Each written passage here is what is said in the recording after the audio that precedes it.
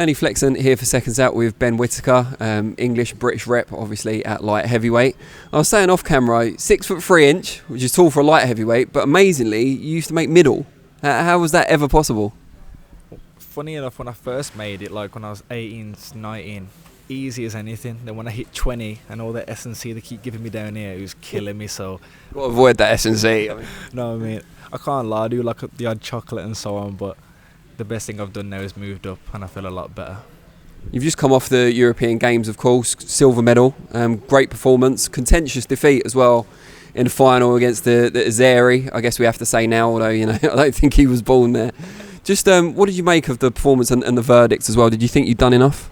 I was very disappointed. If you see me on the podium, I was gutted with myself, but I've looked back at it now. I did still win, I think so, even though the decision wasn't mine, but I know I could have done a lot more looking back at it. I'm my own critic, and so is my dad, and he goes, you should have cemented it.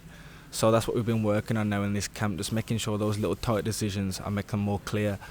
And now I've looked back at it, a silver medal in my first major at this new weight. I can't ask for more now, and hopefully I can do better at the World Championships. How important has your dad been in terms of your development in the boxing?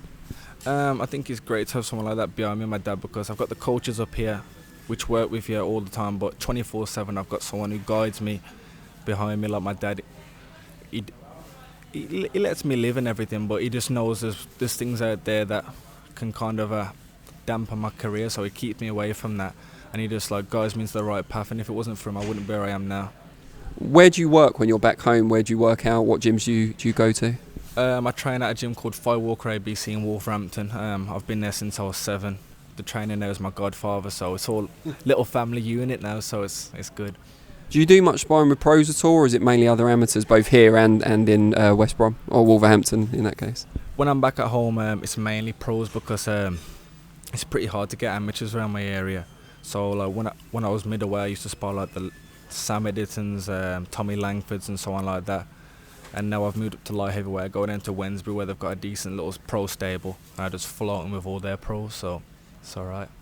And from what I read earlier, you've got quite an interesting, quite a close relationship with Anthony Joshua, who's obviously based here as an amateur, still based here as a pro, and he sometimes asks you for tips and advice. Is that still the case, or has he moved beyond that now? Fair play to him. Like I said, the man he is, what he's achieved and everything, he likes to ask a lot of questions, and my styles are different. I don't like to say completely different, but I've got my own little style. I like to dance, I like to move around in the ring. And he asked me little questions. Why do you do this with a jab? Why do you move there? And he's just always curious, and I think that's what makes a world champion, asking those questions, because that's how you get better. Did he ask you any of them questions before the first Ruiz fight? Hopefully for the second one he asked me a few more, Probably a good idea.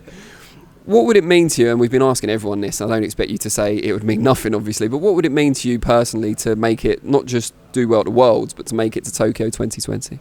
Yeah, I'm not one of those kids who come in here and say, oh, it's been my dream since a little kid going to the Olympics, because truthfully, when I started off, I didn't think I'd be this good. I just got in there and just swung it out, really. I used to be super unfit, and then when I got to about 16, 17, I kept getting England call-ups. I thought, oh, maybe I can do something then. And then I'm just taking it step by step, really. The World Championships is the next thing on the agenda, so I don't go there with I want a bronze or silver. I want gold there. But it's a great experience for the position I'm in now. And then we take Tokyo on there. You're one of the younger members of the squad. Who do you room with up here? Who do you stay with? As on camp, I room with Solomon Day, because he's from Birmingham, so we both have the same lingo and the same laughs and everything. But when I'm going abroad to these major tournaments, I'm always with Chev, Fraser, Galal, and we have a little connection as well, so it's just laughs and jokes all the time. Bit more experience when you go on those European trips, keep you in check a little bit maybe. That's it, 100%. I'm the little pretty boy of the group, so when the if you do say so yourself. I say so myself. So when the girls start coming around, them keep me intact. You've got a job to do, keep on the ball and stuff, so that's what we do. Find him on Tinder in many European cities, yeah. Just for people that want to follow the journey, as you said, you're the pretty boy of the squad. I'm sure there'll be a number of female fans out there that want to follow you as well. What are your main social media handles? Instagram's my main one. I've just made a new account, so it's Ben Whittaker 17. If you want to go on my old one, it's Ben G Whittaker, and my Twitter's Ben G Whittaker as well. Brilliant. Well, we thank you for your time and we wish you all the best going forward. We'll be watching with interest. Thank you very much. Cheers.